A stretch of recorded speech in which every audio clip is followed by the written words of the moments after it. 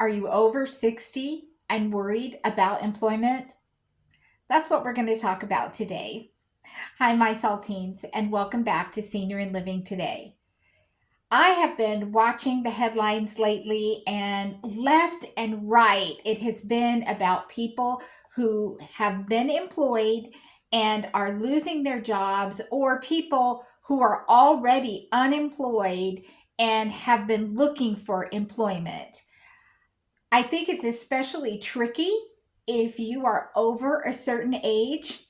And it's really kind of difficult to even hide your age. Even if you look younger than your age or people tell you that, you can't really hide that when you are loading your resume and you put in when you graduated college, or you put in that you've been at the last employer for the last 24 years. People can kind of do the math and figure out that you aren't exactly a teeny bopper anymore. So it's kind of difficult to hide your age and not have that used against you when you're looking for employment. So I would say, you want to do all the traditional things when you're looking for employment. You want to have your resume up to date, and you want to post your resume on job boards, or you at least want to go to the popular job boards and see if they have jobs listed that would fit your requirements. But at this point, you have to do more than that, because there are people that have been looking for employment who are of a certain age for months and months on end. Typically, we would say, go to your network, go to the people you know on LinkedIn, go to the people you know on other social media websites, and let it be known far and wide that you are looking for employment. But right now, that just isn't enough. Gone are the days where you could just pull out the Sunday paper and sit there with a highlighter and go through and highlight every job that you qualify for, because those were local jobs, and you could highlight them and know these are the places I'm going to call and go. And now jobs are work from home, but they might be across the other side of the nation. There is no paper to go through to highlight and line up all your targets.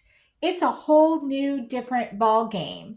So not only do you want to be letting all the people in your network know that you are looking for employment, you also want to let the people know who are not in your network know that you are looking for employment.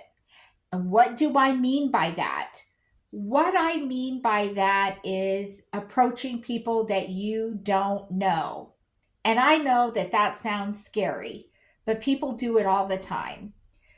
Meaning, how many times have you had someone ask you, do you have a light? Do you have a lighter?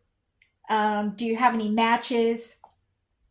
I used my last cigarette. Could I bum a cigarette off you? People do that to people they don't know all the time, and it's okay. So, why can't it be okay for you to approach people you don't know and ask them if they know anyone who's hiring, any place that you can get employment? If you're going in to get a coffee, ask the barista.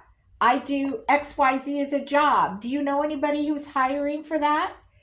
Random, I know, but ask. You have to look at every opportunity. Are you riding in an Uber or a Lyft? Ask. Are you riding the bus? Are you riding social local transit? Ask there. Ask your bus driver. Are you on in a city where they have a train? Ask the people on the train. You're just sitting there with idle time. Ask, ask, ask. If you are looking for employment, you need to ask everyone around you and take it seriously. You can't really leave any stone untouched when you're looking for employment, and you are over 50 or over 60, because we don't know if employers are in a bad financial situation and they're going to be letting people go. And some of them, when they let people go, they let the last hired go. But sometimes they let the people who have been there the longest go first, because they might be making the most amount of money and have the most amount of benefits. Sometimes they try to candy coat it and say they're letting the long time employees go first because they're closer to retirement and they can just retire early. Like, people who are close to retirement still don't need all the money that they're earning. So you need to prepare. You need to have your resume ready, but you also need to be looking at every opportunity. Every opportunity. How many times have you heard someone say, oh, I saw this house, and or oh, I'm about to buy a house, and your waiter or your waitress will say to you, oh, I know someone who's a realtor if you need a realtor. Well, why can't people do the same thing about jobs? I know someone who's hiring, and pass that information on. So I'm just here to encourage you. Overturn every stone. If you are looking for employment, be prepared, have your resume ready, always be looking if you intend to stay employed. I hope this has been a good reminder for you. I hope it's been helpful. Don't forget to submit your questions to me. Do not forget to submit your super seniors to me. Don't forget to check out our website at www.seniorlivingtoday.com, and do not forget to get your copy of the Living Legacy Planner, which is available now on Amazon. And in the meantime, you take care. Bye bye.